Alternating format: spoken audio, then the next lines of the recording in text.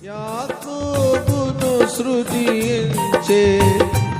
ఇశ్రాయేలుకు రూపునిచ్చే నీకు తోడైయుందును భయపడకు మని పలికే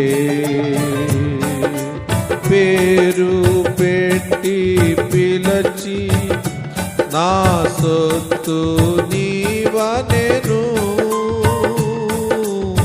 పేరు పెట్టి పిలచి నా సొత్తు నీవనెను నా సొత్తు నీవనెను స్తుతించు స్తుతించు ప్రభు యేసునే స్తుతించు